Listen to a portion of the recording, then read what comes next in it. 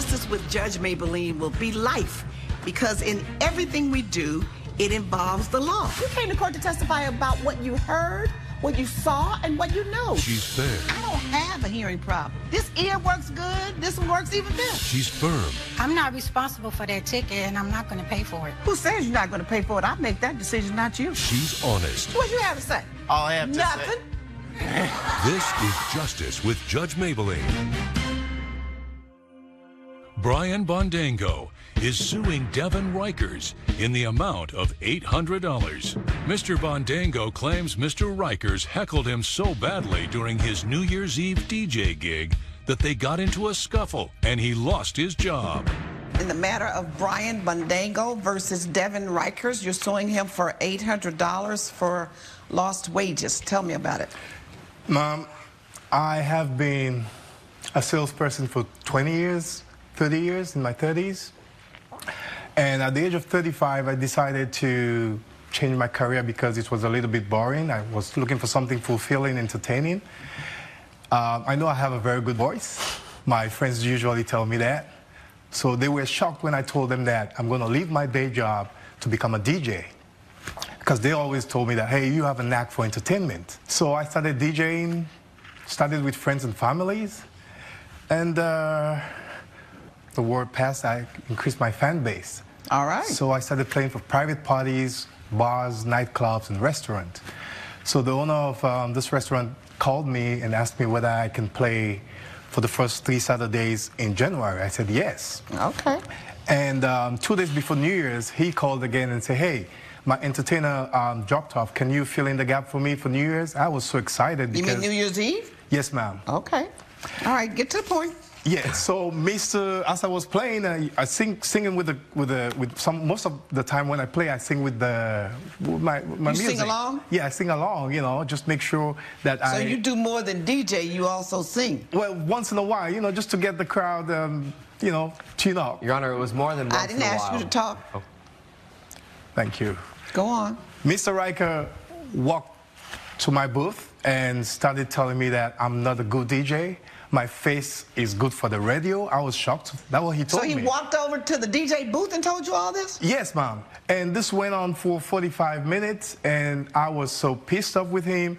So I left the booth and walked to the restroom to ease up myself and calm myself down. Coincidentally, he walked into the restroom. So y'all had a brawl in the restroom? Well, kind of. He started that.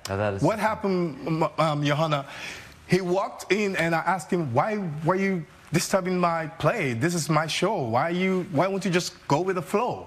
No one is walking to my table. And he said, I am good for nothing. He's just doing the people a good thing, so that I should leave. So I said, okay, let me walk out, because he was standing on the doorway.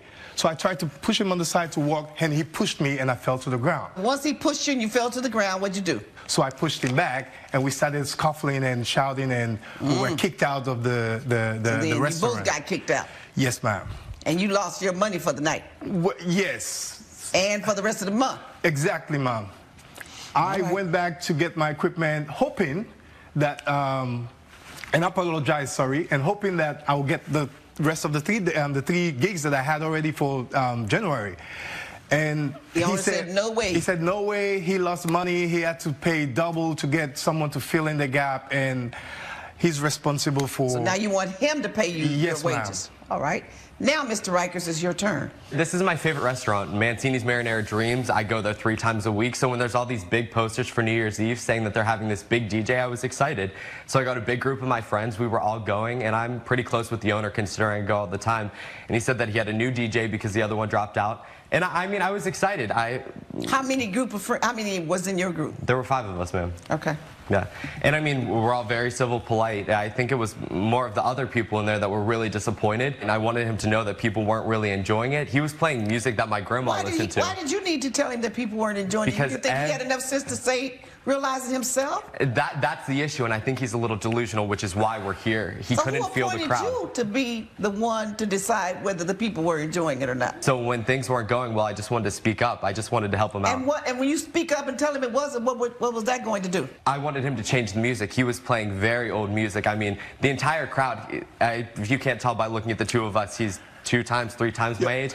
Everyone there was young, my age. We wanted a fun. It's New Year's. How many people was in there at the time? There was 50 people. It was a lot. To get him to change the music, tell me what you said. I just said, the face for radio might have been someone else. There were a lot of people. He's singling me out. He's making me the victim here. I want you to tell me about a lot of people. He said you came up to his booth and said something. So tell me what you said. Yes, Your Honor. All I said is that he needed to change the music. It wasn't the genre we were looking for. No one was satisfied. It was way too old, and I suggested some younger songs he should play. I tried it a few times. I said many different things, but he didn't really respond to anything.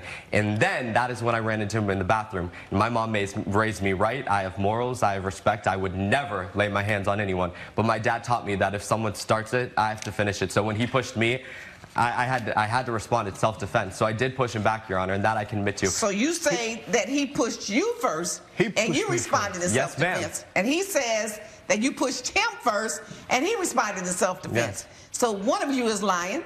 He was standing be quiet. Coming up on Justice with Judge Mablean. Who had hired you? The owner of the restaurant. Did he complain about your music? No, ma'am. Okay, was he saying anything to you? No, ma'am. Okay, did he tell you to change up? No, ma'am. So he was going to pay you no matter what this man said? Yes, but... And that's what you needed to stay focused on? And later... Did you give him the ring back?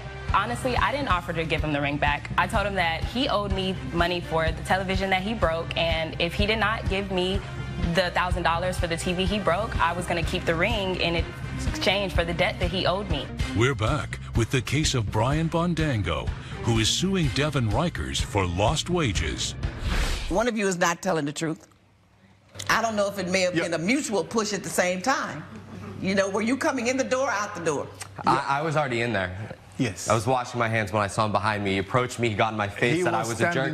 Ma'am, he said that I was ruining his night, that I was losing his fans, that I was making his New Year's miserable, but at the same time, he was making my New Year's miserable. And this is, like I said, my favorite place, and I was ready to leave. And you want me to believe that you walked up to him real politely and said, your music is lousy, and you're playing music, and it's not good, and the rest of us would like to hear something else. Why don't you change the music, sir, and play something else? You're trying to pretend to me that that's the tone in which you said that to him. But, Your Honor, you have to remember why we're here, and it's that he wants me to pay him $800 for lost wages. Yes. But a wise woman once said, if I didn't hire him, I can't fire him. I am saying to you that I don't believe your little cockamamie story that you walked up to him politely and said to him, change the music. You got 5 friends there. It's New Year's Eve. You went to celebrate. You're drinking. I know you're drinking. You don't like the music. You think he's horrible. You didn't walk up to him politely. It wasn't just me. Everyone in there was. Everyone else. Yes. I wouldn't care if everybody in there said the same thing. They're not before me. I said I don't believe your story that you walked up to him politely. Have you ever watched one of those reality shows, the singing ones? In every single episode, there's just one man who comes on and he thinks he's the star. And? He's born for... This is him. You're watching it. This is the show. You're watching him right now. And so what? So who appointed you, the house person, to go tell him how bad his stuff is? The boss, You're right. I'm not that person, so why don't you ask him to sing? Oh, hush. Hush. You got 2 people here who are equally at fault. Your problem is, Mr. Bondango, is that your job terminated you. The restaurant owner terminated you and made you lose wages. And you responded to and allowed yourself to get off into the situation and didn't handle it well. And you didn't handle it well either. I don't know which one of you pushed first. He did. But in my opinion, based upon what I've heard here, both of you are equally at fault. You were at work. You had a job to do. He has a right to say and, you know, call your singing bad or to like it or dislike it, and that's what happens when you're in the public eye doing things like that. And you should be aware of that by now. And you don't have to respond to it. I didn't. You didn't need to respond to him. Who had hired you?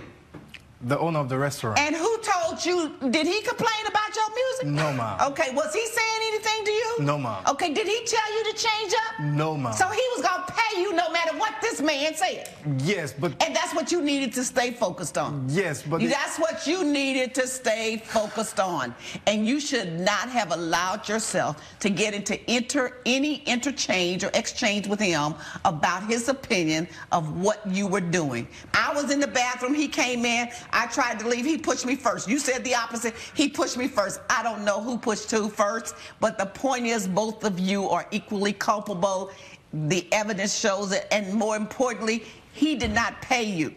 So you can't say it was his fault. It was your fault that you allowed yourself to be tricked into getting into an altercation with him. You think you're a good DJ, others don't, but you don't let somebody like this, a youngster... But you could listen to me because you should get another job. You need to be quiet.